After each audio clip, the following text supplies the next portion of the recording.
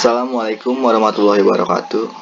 Yang terhormat Bapak Ahmad Fauzi, MPD selaku dosen, dan yang terhormat teman-temanku yang saya cintai. Perkenalkan, nama saya Badu Febriansyah, kelas TI 20A2, Prodi Teknik Informatika. Kali ini saya akan mempresentasikan makalah tentang laptop. Daftar isinya.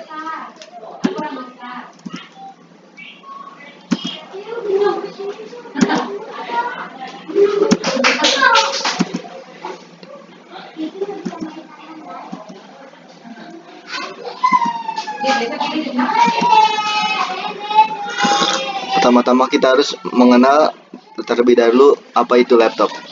Laptop sering juga disebut sebagai komputer jinjing. Ini tidak lepas dari fisiknya yang dapat dibawa kemana-mana. Bentuknya yang kecil lebih fleksibel dan efektif digunakan dibanding dengan komputer desktop yang memakan ruang dan daya listrik. Pengertian laptop. Laptop berasal dari kata lap yang artinya pengakuan dan top artinya atas. Jadi secara sederhana pengertian laptop adalah komputer kecil yang bisa digunakan di atas pangkuan. Bentuk laptop kecil, ringan, fleksibel, dan dapat dibawa kemana-mana. Ia terdiri dari beberapa komponen yang mencakup casing, perangkat input-output, motherboard, baterai, dan juga perangkat lunak berupa sistem operasi dan aplikasi. Sejarah dan perkembangan laptop. Alan Kay ialah seorang ilmuwan komputer yang berasal dari Amerika yang mempunyai ide untuk membuat laptop pertama kalinya. Kemudian dibantu oleh Adam Osborne, yaitu seorang publisher software yang bekerja di penerbitan buku di Amerika. Sebagai alat teknologi, laptop juga dimulai dari hal yang sederhana hingga berkembang menjadi laptop seperti sekarang. Ini yang sudah canggih dan multifungsi. Untuk lebih jelasnya mengenai perkembangan laptop, berikut ini akan dipaparkan dengan ringkas. Pertama, IBM Portable PC 5100 tahun 1975. IBM Portable 5100 ini adalah komputer mikro pertama, fungsinya khusus digunakan sebagai engineering dan untuk kebutuhan matematika. IBM 5100 memiliki ukuran cukup kecil karena bisa masuk ke dalam tas dan bisa dibawa atau dipindahkan ke satu tempat dengan mudah. Dan ini adalah penampakan dari IBM Portable. Rockwell AIM 65 tahun 1977.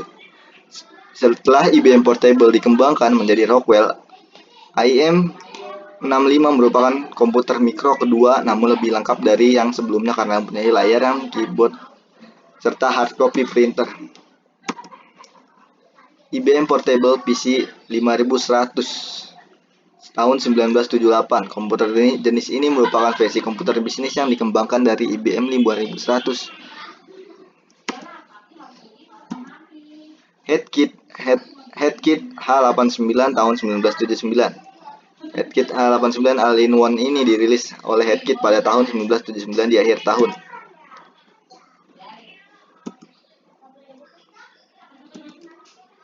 Kelima ada Osborne One tahun 1981. Osborne Computer Corporation membuat perangkat versi komputer portable pertama, yaitu Osborne One pada tahun 1981. Walaupun versi pertama komputer jenis ini memiliki banyak kekurangan dan keterbatasan dan masih perlu diperbaikan perkembangan lebih lagi, keterbatasan itu hanya mampu menampilkan 51 karakter baris teks. Layar dalam ukuran hanya diagonal 5 serta memiliki teks kotak berwarna. Osborne mempunyai 2 buah disk drive sebagai floppy disk, beratnya kira-kira 10 kg, mempunyai mesin CPU 8 pada era tahun 1981. Osborne One diterima secara luas sehingga jumlah produksinya meningkat.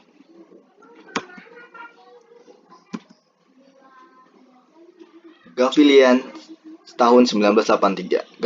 Gavilian's mobile computer dirilis pada tahun 1983 dengan berat 4 kg.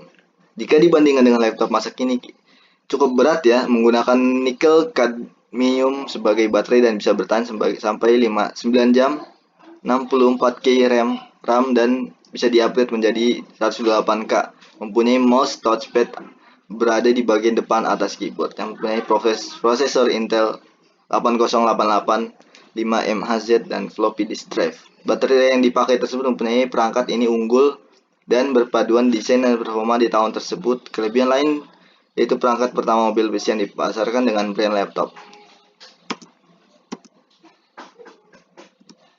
Yang ketujuh ada Compaq Compaq STL 289 tahun 1984 sampai 1988. Compaq juga ditaingin kalah saing dalam perkembangan laptop.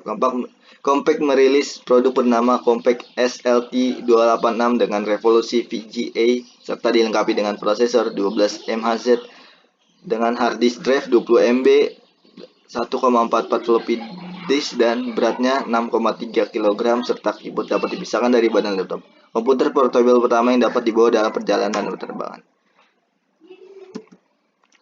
Yang ke-8 adalah Mini Sport tahun 1990. Perkembangan laptop pada tahun 1990-an ini merupakan masa revolusi terbesar, yaitu diawali dan munculnya Mini Sport yang dirilis data sistem dengan fitur 1,44 inch floppy disk, 640 KB RAM dan 20 MB SD hard drive dan 2400 baud modem.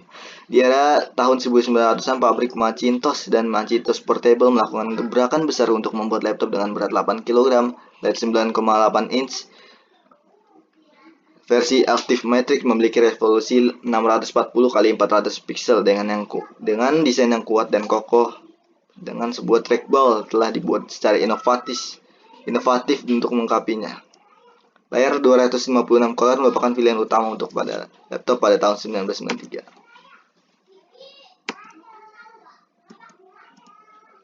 Yang ke-9 ada Talkbooks tahun 1996 sampai 2003. Panasonic dan Intel membuat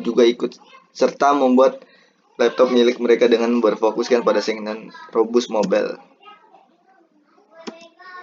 Yang ke-10 ada laptop masa kini dari tahun 2003 sampai sekarang. Setelah bertahun-tahun, akhirnya laptop masa kini telah berkembang dengan baik dan canggih. Hal tersebut dikarenakan kemajuan ilmu di bidang teknologi yang semakin canggih sehingga mendukung perkembangannya. Laptop zaman sekarang sudah banyak memberikan keuntungan bagi penggunanya, bahkan menggunakan laptop sudah mayoritas di kalangan dunia. Hal tersebut dikarenakan penggunaannya mudah, cepat, dan praktis. Bentuk laptop zaman sekarang sudah bermacam-macam dengan desain yang menarik. Rata-rata semua laptop yang beriris sekarang ini sudah ringan dan ramping. Komponen-komponen pada laptop. Laptop memiliki komponen penyusun yang hampir sama dengan komputer. Perbedaannya adalah komponen laptop relatif lebih kecil. Secara umum berikut komponen-komponen yang terdapat dalam laptop. Pertama ada casing laptop. Bagian ini berfungsi untuk memasang semua perangkat laptop. Kedua ada motherboard, disebut juga sebagai mainboard.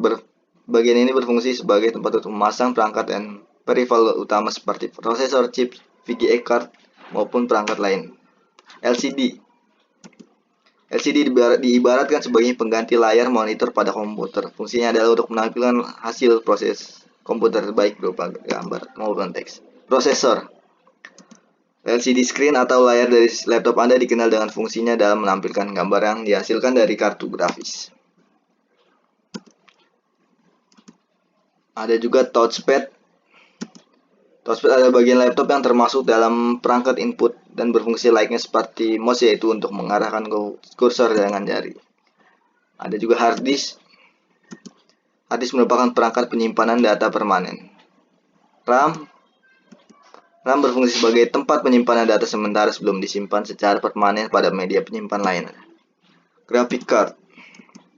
VGA adalah bagian yang berfungsi untuk menerjemahkan perangkat output laptop menuju bagian layar monitor. Ada juga baterai. Baterai adalah komponen untuk menyimpan daya pada laptop. Webcam ini berfungsi sebagai kamera pengambil gambar maupun video untuk berbagai keperluan seperti video call, live streaming, dan lain-lain. Keyboard. Perangkat ini merupakan perangkat masukan input yang berfungsi untuk memasukkan data berupa angka, huruf, maupun simbol. DVD room. DVD merupakan sebuah perangkat peripheral yang berfungsi untuk membaca data dari CD. Fungsi laptop. Fungsi laptop sebagai media yang sangat membantu rutinitas pekerjaan seseorang, terutama bagi mereka yang mobilitasnya tinggi, di mana laptop memang didesain kecil, ringan, portable, sehingga mudah untuk dibawa kemana-mana. Laptop juga memiliki baterai seperti halnya handphone yang berguna sebagai menyimpan sumber listrik untuk menyalakan tanpa perlu disambungkan sumber. Fungsi laptop dengan fitur portabilitas dan mobilitas yang memiliki beberapa fungsi diantaranya. Produktivitas merupakan fungsi yang tidak dapat diperoleh dengan komputer biasa. Dengan fungsi ini, seorang dapat dengan mudah mengerjakan pekerjaan dimanapun, sekalipun dalam perjalanan atau di tempat-tempat umum lainnya, sehingga produktivitas pekerjaan dapat dipertahankan. Informasi yang selalu update dan kemudahan akses data di mana dengan fungsi seorang dapat dengan mudah bertukar informasi data dimanapun dan kapanpun. Ukuran yang lebih kecil dari komputer memudahkan seseorang untuk membawa kemanapun. Komputer dapat menghabiskan daya 100 sampai 800 watt, sedangkan laptop hanya 20 sampai 90 watt. Fungsi laptop juga dapat menyimpan listrik dengan baterai yang dimilikinya, sehingga dapat dibawa kemana pun atau dapat digunakan ketika listrik padam.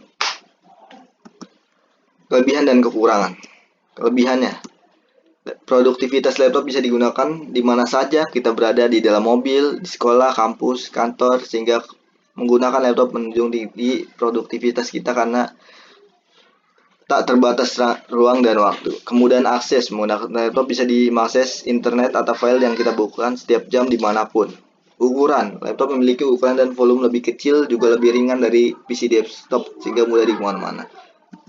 Kekurangannya, lebih mahal. Jika kita ingin membeli laptop dengan spesifikasi yang sama seperti dengan komputer, maka kita harus mengeluarkan uang yang lebih besar daripada kita membeli komputer desktop.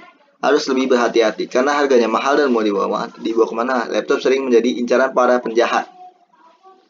Lebih rentan dan ringkih karena laptop merupakan barang yang enteng, pastinya komputer di dalamnya membuat kecil, ringan, serta fisik laptop ringkih. Source-nya, sumber. Ini adalah beberapa contoh sumber yang diambil dari untuk membuat website. Membuat sih.